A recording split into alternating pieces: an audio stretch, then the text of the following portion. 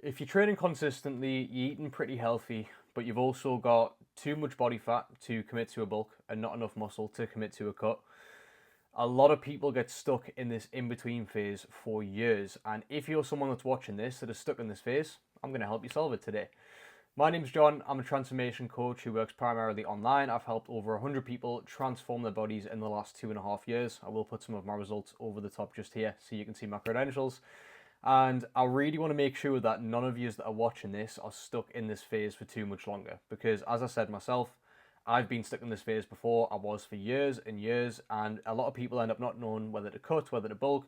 Calories go all over the place. You're getting frustrated because you're not seeing the changes in the gym. And ultimately, a lot of people just end up stop training for long periods of time because they're not seeing results.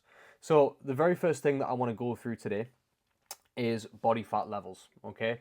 So what we need to determine first of all is exactly where your body fat is currently at. Now you can pause the video when I put these examples over the top.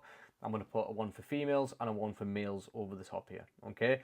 Now there's no judgment with this, just be as open and honest as you can be. If you're a little bit higher body fat than you want to be, make sure that you're still being honest with yourself, because if you're not being honest with yourself here, you are pretty much just wasting your time, okay? So pause the videos when I put these over the top, figure out exactly where it is that you're at right now in terms of a body fat percentage, and figure out exactly where it is that you would like to be within the next 12 to 18 months, because this is probably going to take a little bit longer than you think it's going to be. But trust me, that is going to be quicker than going up and down, up and down, up and down for the next 4 to 5 years like most people do. Okay, so pause the video, go back, have a little look through, figure out where you're currently at, and then figure out where it is that you want to be. Okay, now there's two options here, right? If you're someone who's at around 20% body fat for males and around 20-25% for women, the main thing I would actually recommend doing is probably not doing a cut whatsoever. I actually think for most of you who are watching this that are in that position, the best thing for you to do right now is actually to look at finding your maintenance calories. So for every single person that's watching this video that wants to figure out where to go from next, I am going to put a TDE calculator in the link below in the caption so you can get one pretty quickly. You're going to go to that TDE calculator, you're going to put in your age, you're going to put in your weight, you're going to put your activity levels in, and then it will tell you exactly what it is that you need to be eating to maintain, lose, or gain some body weight, okay? Now, for most of you that are around that 20 to 25% mark, again, for blokes, if you are that sort of 15 to 20%, you definitely do not need to be doing a cut right now, especially if you don't have very much muscle. If you're a woman who is, or again, around 20 to 25%, you can probably get away with maintaining, okay? Now, if you are going to do a cut to start with, to really bring that body fat down and then look at going into a surplus, what you can do is just do a mini cut for 6 to 8 weeks. And then once you've got yourself down to a body fat level that you're happier with, then you can start to look to increase your calories again. But again, for most of you, if you're brand new to the gym, or you don't train intensely enough, or you haven't been consistent for a number of years, your body is going to be incredibly sensitive to muscle growth, okay? So you will be able to lose fat and build muscle at the same time. Now, for people who are slightly more advanced and have a lot of muscle, this isn't really relevant to you because you probably will have a good amount of muscle and you won't be skinny fat, okay? But if you're someone who's newer to the gym or you've been inconsistent for a little while, you probably want to look to find your maintenance calories and look to maintain your weight, okay? Now, to make sure that we have the maintenance calories correct, obviously go into the calculator. They're not always going to be 100% accurate, but they will be somewhere around within 100 calories, okay? What you're going to do once you found your maintenance calories is you're going to start tracking them on MyFitnessPal. You're going to eat roughly 1 gram of protein per pound of body weight. You're going to look at having 2.2 grams per pound of body weight, roughly. Maybe a little bit less will be okay. Then we're going to look at doing 0.7 grams of fat per kilo of body weight. Okay, so if you're 100 kilos, you need around 70 grams of fat per day, and then make up the rest of those calories that are on the TDE calculator with carbohydrates for your training performance. Once you've started to do this, make sure that you're tracking consistently over a number of weeks, and make sure that you're weighing yourself a minimum of 3 days per week, preferably every day, but a minimum of 3 days per week. This is incredibly important because it's going to give us an average of where your body weight currently is. And if you weigh yourself on a Monday and then not for another Monday, you could have had a day where you've retained more water for any reason, or you've lost more water for whatever reason, and then you spend your entire week increasing or decreasing the calories when you didn't need to. So if you just hopped on the scales the day after, or the day after that, you would have seen that your body weight had stabilized again. Now, what we're aiming for when we're at maintenance calories is to maintain our weight over a longer period of time.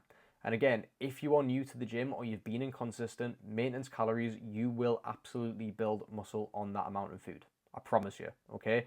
Now, this is going to lead me on to my next point, training intensity. If you are not training hard enough inside of the gym, you will not gain muscle. So I'm going to overlay a video while I'm talking about this right now that will show you a set that I'm doing. What you will notice is that towards the end of the set, the concentric or the lifting phase of the movement will start to slow down involuntarily. You can see that I'm trying my absolute best to get that weight up, but if you notice the very first rep that I did from that set, again, go back and watch it if you need to, took about a second to a second and a half. The final rep will take about 3 to 4 seconds, okay? When I'm overlaying this, you will see exactly what I'm talking about. Now, if you're not getting to a point during your sets where your concentric is slowing down, you are not training close enough to failure. We need to make sure that we're training at least within a rep or two before failure. It's a non-negotiable. If you're not giving your body a reason to adapt to the stress and you're not training hard enough with enough intensity, your body will not see a reason to grow muscle. Now again, when you're a beginner, you can probably get away with a little bit less intensity, but trust me, very quickly, your body is going to adapt and you will stop building muscle. And if you're going to be doing this for the long run, which you should be, because if you're not doing this for the long run, you shouldn't even bother because you're not going to get the results. You need to make sure that you're training hard from the off because you will get way better results to start with, and in the longer term, you will get significantly better results. So please start training with enough intensity. Now, when it comes to body weight, if we've been tracking it for a number of weeks and your body weight's come down over the course of a couple of weeks, then you need to increase your calories by about 150 to 200, okay? Continue to track for another couple of weeks and wait until your body weight starts to maintain. If your body weight is starting to increase steadily over the course of a couple of weeks, you probably just need to reduce it by about 100 to 200 again, okay? That's how we start to find your maintenance. Now, if you're eating at maintenance calories over a prolonged period of time and you're training with the intensity tips that I've just shown you there, believe me, you will build muscle.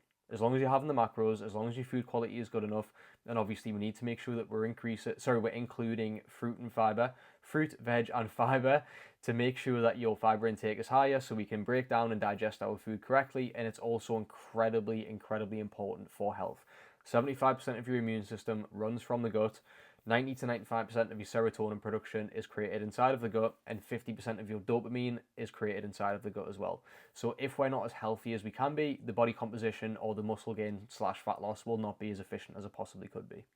Now, the most important thing overall with this, and a lot of you are going to hate when I say this, is the consistency. You need to make sure that you're doing this over a consistent period of time. And the best way that we can do this is by making sure that we have a training program that, one, we actually enjoy, two, that isn't going to have us in the gym for more days than we can feasibly do, and three, you actually start to include foods that you enjoy. Now, with every single client that I work with, I make sure that they have a macro plan, normally not a meal plan. And the reason why I don't normally believe in meal plans is because they don't really teach you to actually eat foods that you enjoy. They don't teach you how to manage social occasions. They don't teach you any form of flexibility with the foods that you have on a day-to-day basis. I've just done a photo shoot prep and I dropped 40 pounds, and I've obviously done a bulk for about 2 years before that. I never really followed a meal plan. My coach gave me one for my first 2 weeks. I decided that I hated it. And then once I taught myself to eat foods that I actually enjoyed by following a macro plan in the longer term, then I actually started to stick to the diet a lot better. I started to enjoy my day-to-day life a lot better because I had more flexibility on a day-to-day. Some days I want to have eggs on toast for breakfast. Some days I want to have oats. Some days I want to go and have a protein shake because I'm not feeling that hungry. It just gives you that flexibility where, again, if you're busy on a day-to-day on work, or you might have a social occasion at the weekend, or you might go and have to take, a family member to the hospital, or whatever it might be, something that you're doing that's going to make you busy. You might be going away for the weekend with your partner. It just gives you that extra flexibility to be able to eat the foods that you actually want and actually enjoy.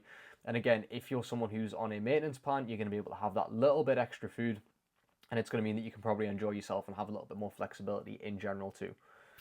Now, I have actually created a free resource if you do want to understand how to build muscle in the long term, how to work out your macros, and how to... Now, I have actually created a free resource that's going to help you all understand how to build muscle a little bit more efficiently. There's also some free programs inside of this resource with a tracker in there as well. So there's a program for 3, 4, and 5 days a week. It's going to tell you how to work out your macros. It's going to tell you how to enjoy the foods that you eat. And as I said, you're going to get free trackers and you're going to get free nutrition advice. And it will also help you understand that little body fat scale that I put at the start of the video. That is an incredibly useful free resource that I've got in there, because if you actually follow that and you follow the training programs that are in there, you will make progress. I can promise you that now. Absolutely everything that you need to be able to make progress is inside of that free resource. The TDE calculator's in there, the training intensity's in there, and you've also got your free nutrition guide, and you've also got your free programs with the trackers in there. And again, I will explain inside of that free resource how to make sure that you're progressing week on week and genuinely making progress. This is honestly probably more valuable than most things that you'll get from coaches that you pay. So the link for that is going to be in the description below if you would like to hop on that.